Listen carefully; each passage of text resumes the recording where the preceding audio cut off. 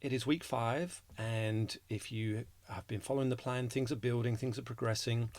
If you remember the early brief, Kate suggested that all of this should fit on the back of a hand, and that was the idea, and that it wouldn't be overly complicated. The drills would become familiar, the warm up would be standardized, so that you could actually get in the water, concentrate on what you're doing, not need a piece of paper floating around at the end of your lane, giving you the information, giving you the session, and so on. So hopefully we've been filling that, but obviously that does lead to a bit of repetition, but that's not a bad thing. This week I wanted to talk to you about the drill we're going to be doing, which, if you cast your mind back to week 1, was the fist drill, and I'm going to give you a subtle modification to that which will really help. It's something we stumbled into, and it works really, really nicely. So previously we closed both fists at the same time for a couple of strokes, and then we opened the hands for a couple of strokes, and that slipping and then that surging as you engage and hold the water should feel really nice. This week we're just going to close one fist. So if you look at the technical session, the middle session, continuous 18-minute swim performed. Again, don't get caught up too much with the numbers. It doesn't have to be specific. If you can do a couple of minutes, that's a nice building of your fitness, good, steady, solid swimming, but then just interrupt it with some technical work. Fantastic. And what we were suggesting was a certain amount of strokes with one fist clench and then swapping to the other side. So single fist clenched. This hand, the good hand, will feel twice the size, like you've got a paddle on, a huge paddle. Because this hand is slipping, this hand is holding when you're doing your full stroke front crawl. It's what we call a fast drill, so you won't need fins to do it, although if you want to improve your accuracy, they can be helpful if you are allowed to use them.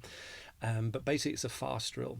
You can just make a subtle modification to your full stroke and away you go. Building on that, I had a couple of questions come in from the Facebook Live group last week. What do I need fins to do the drills? Well, I've been trying to make life a bit easier and offer suggestions of how you can work around not being able to use them, because I know not every pool allows them. Open water, if you want to add them, take them off. It's not, unless you're in a nice secluded marina and it's safe to do so, and leaving your equipment on the side of a nice pontoon, that's highly unlikely. But, if you can use them, it'll help. If you can't, what can you do? Use the speed of the push-off. Rather than a continuous long swim where every couple of minutes you break into some drills to punctuate the full stroke, what about pushing off from the wall and then using that speed of the push off, that increased velocity, to improve your body position, to get you nice and high? Work on the drill, especially those slower drills, those body position drills that need the fins to help elevate the body. Because obviously if you're swimming on your side with one arm outstretched, you're going to be very low in the water, and that doesn't quite capture. The fins sort of help offset that speed that you would have got from swimming full stroke. So that's tricky. So the push-offs can be a help. We've done a drill called extension switching, which is sort of like holding the Superman position, but then integrating into a certain amount of full stroke. So again, you get the speed maintained, developing, improving from the full stroke, and then that carries the drill through. And when you feel yourself sort of slipping, losing focus, losing technique, boom, break back into the full stroke. So hopefully that helps. The other question linked to that was, what about a 2-beat leg kick? Now, I've seen great swimmers swim long distance with 2-beat, with 4-beat, and what we're talking about is sort of the amount of kicks per arm cycle. And I think early on, again, it's all about context. Early on, if you're trying to work on correcting your kick, improving the mechanics of your kick, the glute kick drill from a previous is a nice way to just learn how to kick correctly. Everyone sort of settles into their own rhythm as to what suits them. The fitness levels will dictate a certain amount. The length you're swimming, the distances you're covering will dictate a certain amount. But, there's nothing right or wrong, really, other than sort of things like a 2-beat leg kick. You probably wouldn't see that in the Olympic final of the 100 meters. There, things will get a lot more frantic. 8-beat leg kick, a thunderous leg kick out the back. And you can imagine that obviously that's very tiring, which is why the logic is 2 beats is a lot more economical. Now, again, if you're developing your full stroke front crawl, you're learning to swim a little bit faster. 2 beats might just feel, unless you're blessed with super mobility in your ankle, a very large foot, it might not be quick enough to sort of stop the legs sinking down. Even if you had really good technique, that just that slow thump, da-dum, da-dum, as you match your arm, left and right arm cycle, it might just sort of hang down a little bit. So a 4 beat might just be a little bit better. But again, it's very hard to change these things. If you start to count the cycle of kicks per arm strike, you're going to get in quite a muddle.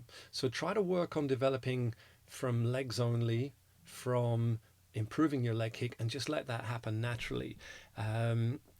That's it's a tricky one to say. Hey, what about a 2 beat leg? It's great.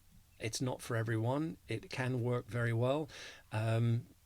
There's been a bit of fuss lately about Katie Ledecky, great Olympian, at her steady cruising speed is generally only kicking, it's almost once if you look at it in detail, but let's call it a 2 beat leg kick.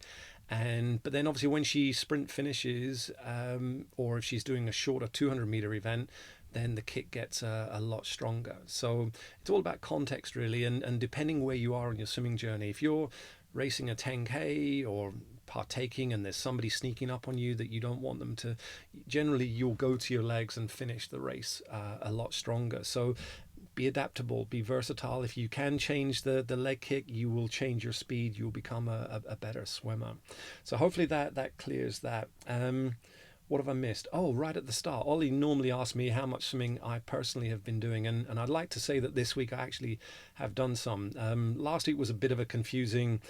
Junior came home from nursery with a bit of a fever, so that obviously meant a COVID test, which delayed a trip to Cornwall, where we had a pool available to us, and the water was a very balmy 12, 13 degrees, so that was all good.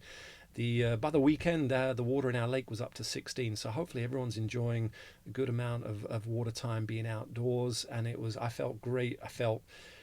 Gosh, it's hard to believe that a few years ago I was doing, some long events, and then, I was struggling with 20 minutes. So I've got to work on it. I'm feeling your pain if you're struggling through this at the moment, because I've taken a massive step backwards, what with the pools being closed and a recent arrival of a little one. So good luck with all that you're going through, but I do sympathize.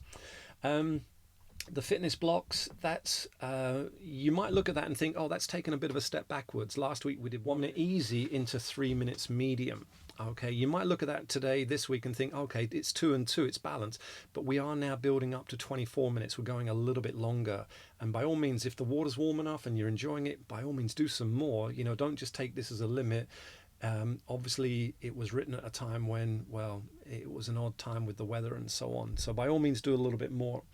The idea of the drill was again to encourage you to just feel, hold, anchor the hand, feel yourself traveling past by closing just the one fist this time and allowing the normal shaped hand to really engage. Take that into your continuous 30-minute swim. That's up to 30 minutes now. Take that into your continuous swim, your third swim of the week.